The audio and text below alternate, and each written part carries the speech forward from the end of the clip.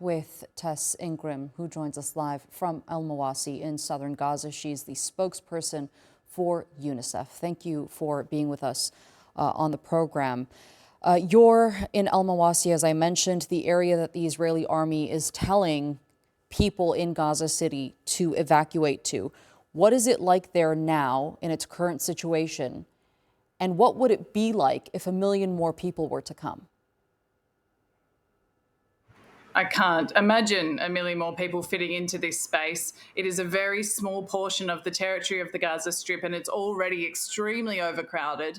And it's important to note that it's unsafe. It's unsafe because bombardments continue to hit Mawasi, and it's also unsafe because the basics that people need to survive are not available here at the scale of the needs. And that's with the current population, let alone if hundreds of thousands more people descend on Mawasi. So we're very concerned about that mass displacement, the ability of this area to meet people's needs, and of course, what happens to the people who choose to remain or cannot leave Gaza City in the north, including malnourished children, babies in incubators, or intensive care units.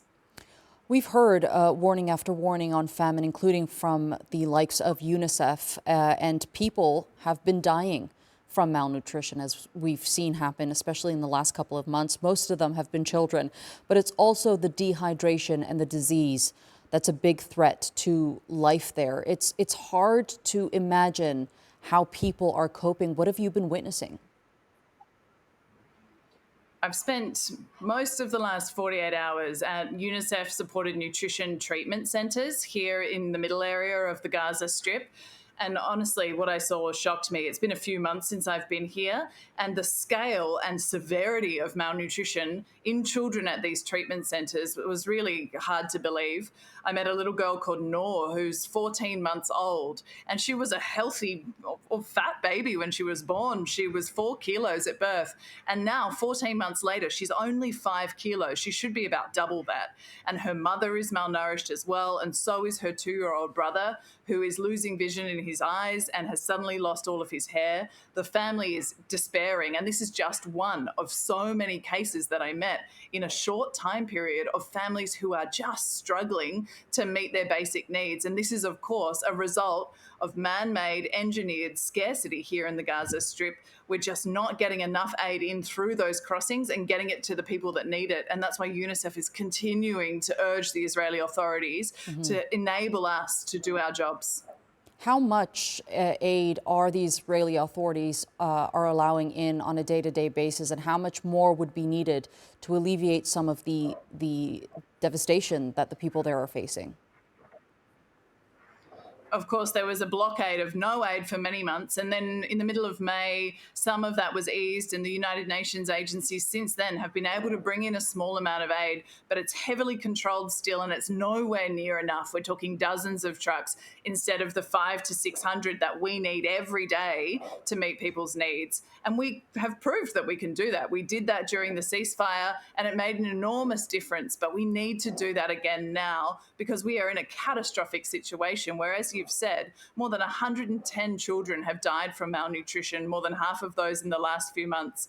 And we need to get on top of this problem urgency by bringing in not just food supplies, but also water, nutrition treatment supplies, and medical supplies. What are your thoughts on Israel now considering to cut water off from the residents that are currently in the north in Gaza City? What is this going to do to the population there? It's hard to believe. Water is a basic right, is an essential supply that people need for their survival. There is an obligation under international humanitarian law that people can access water and food and the other basics that they need to survive. It should not be used to control a population or forcibly displace them, particularly in this moment when it's more than 40 degrees Celsius here right now. It is so hot and people are suffering. One mother told me yesterday that when she was inside her tent in this heat, she felt like she was burning to death from the inside out. People need water, and it must be provided to them as best that we can in Gaza at the moment, and UNICEF is doing as whatever we can to try and facilitate that. But of course, we need the enabling conditions in the Gaza Strip to continue to provide safe water to people.